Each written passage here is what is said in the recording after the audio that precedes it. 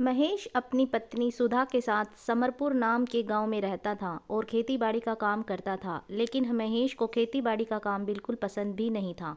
इसलिए अब वह खेती बाड़ी छोड़कर कोई ऐसा काम करना चाहता था जिसमें उसे अच्छा खासा मुनाफा हो। एक दिन महेश अपनी पत्नी सुधा के साथ बाजार में दशहरे का मेला देखने गया। मेला देखने के बाद उन दोनों को थोड़ी भूख लगी तो वे दोनों बाजार में खड़े समोसे वाले के पास गए और समोसे खाने लगी। देखते ही देखते उस समोसे वाले की दुकान पर लोगों की भीड़ जमा हो गई। उसकी दुकान पर इतनी भीड़ देखकर महेश के दिमाग में भी एक समोसे की दुकान खोलने का विचार आया। उसने मन ही मन सोचा, ये समोसे वाला दिन भर में काम कम से कम 3 से 4 हज़ार रुपये तो कमाता ही होगा।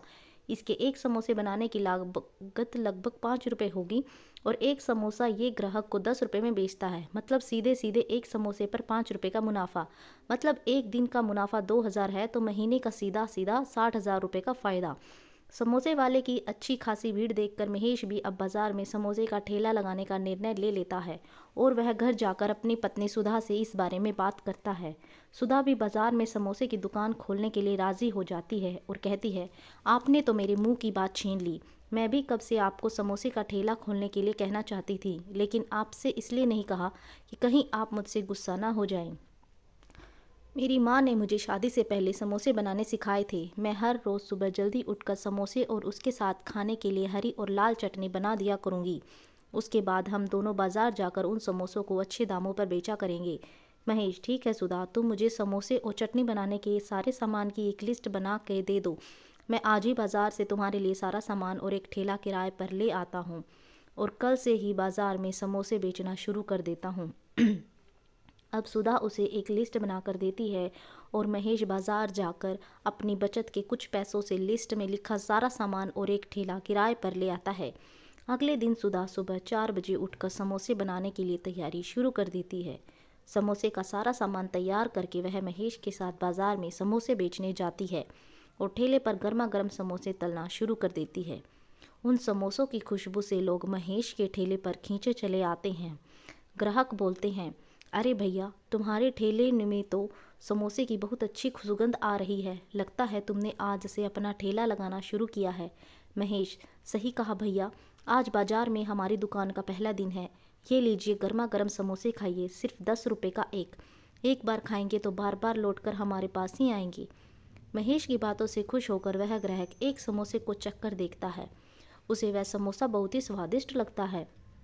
ग्राहक बोलता है, वाह भैया, क्या समोसा बनाया है।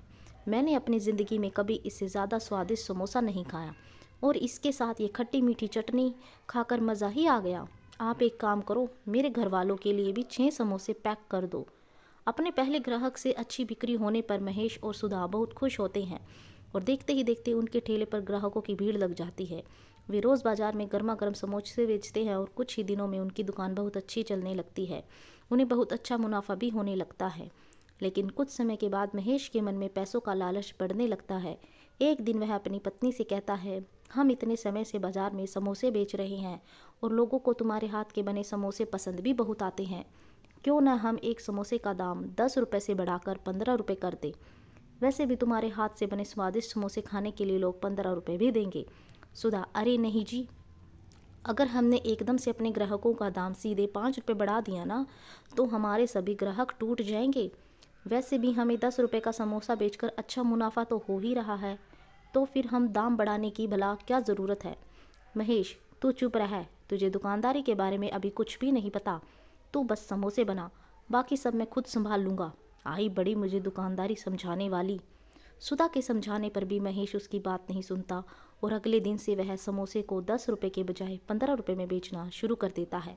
लेकिन एक समोसे के लिए 15 रुपये सुनकर आधे से ज़्यादा ग्राहक समोसे खाए बिना ही उसकी दुकान से चले जाते हैं।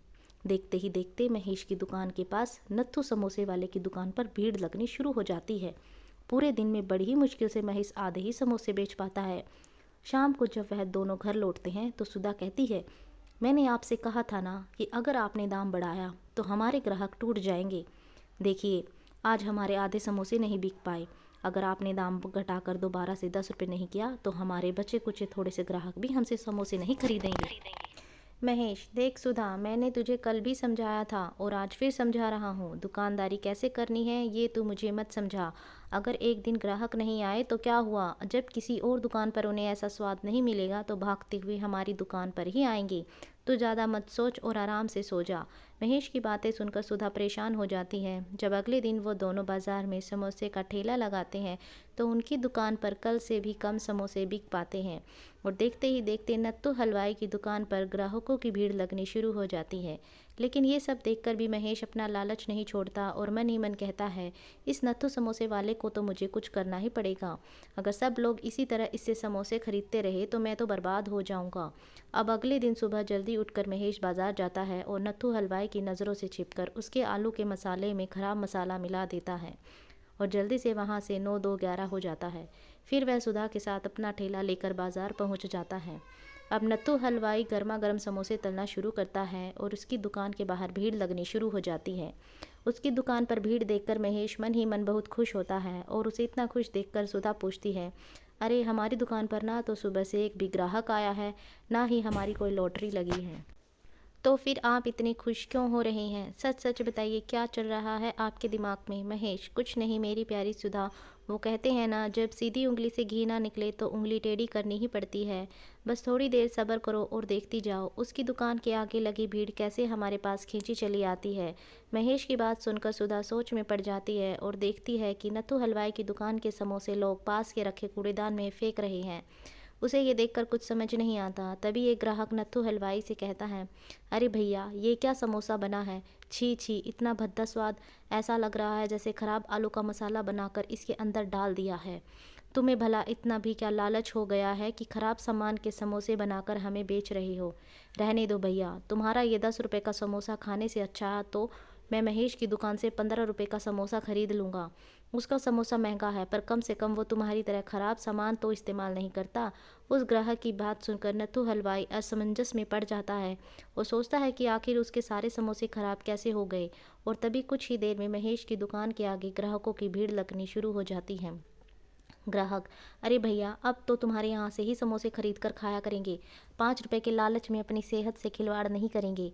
महेश, भैया मेरा तो यह असूल है, सामान चाहे 2 रुपये महंगा बेच लूँगा लेकिन घटिया सामान इस्तेमाल करके किसी की सेहत के साथ खिलवाड़ नहीं करूँगा। देखते ही देखते महेश के सभी पुराने ग्राहक उसकी दुकान पर लौट आते हैं और अब हर रोज़ सुबह वह बाजार जाकर मौका देखकर नत्थू समोसे वाले के आलू में खराब मसाला मिला देता है। कुछ दिनों में नत्थू समोसे वाले की दुकान बिल्कुल ठप पड़ जाती है और महेश की दुकान दिन दूनी रात चौगनी तरक्की करने लगती है। लेकिन कहते हैं ना, बेईमानी से किया गया काम ज़्यादा दिन नहीं टिक पाता। ऐसे ही कुछ दिनों बाद जब महेश को मौका मिलता है और वह नत्थू के समोसों में आलू में खराब मसाला मिला रहा होता है तो पास की एक दुकान वाले महेश को ऐसा करते देख लेते हैं और यह बात जाकर नत्थू समोसे वाले को बता देते हैं। नत्थू समोसे वाला उनकी बात सुनकर आग बबूला हो जाता है और जब अगले दिन महेश फिर से उसके समोसों में खराब मसाला मिलाने जाता है तो नत्थू समोसे वाला बाजार के बाकी दुकानदारों के साथ उसे ऐसा करते हुए रंगे हाथों पकड़ लेता है और सभी दुकानदार मिलकर महेश को बुरी तरह से पीटते हैं। जब ग्राहकों को महेश की गिरी हुई हरकत के बारे में पता चलता है तो सभी ग्राहक उससे समोसे खरीदना बंद कर देते हैं। कुछ ही दिनों में उसे अपना समोसे का ठेला बंद करना पड़ता है। पूरे गांव में उसका नाम खराब होने के बाद अब वह गांव में भी कोई काम शुरू नहीं कर पाता और ना ही गांव में कोई उसे अपने यहाँ काम पर रखता है। अंत में जब उसे कोई काम नहीं मिलता तो उसे अपना घर चलाने के लिए अपनी पत्नी के साथ मिलकर खेती का ही काम करना पड़ता है और उसके लालच का परिणाम उसके साथ साथ उसकी पत्नी को भी भुगतना पड़ता है। आपको ये कहानी कैसी लगी दोस्तों? कमेंट करके मुझे ज़रूर बताइए। अगर आप चैनल पर नए हैं तो प्लीज़ चैनल को लाइक, शेयर और सब्सक्राइब ज़रूर कीजिए। Thank you so much.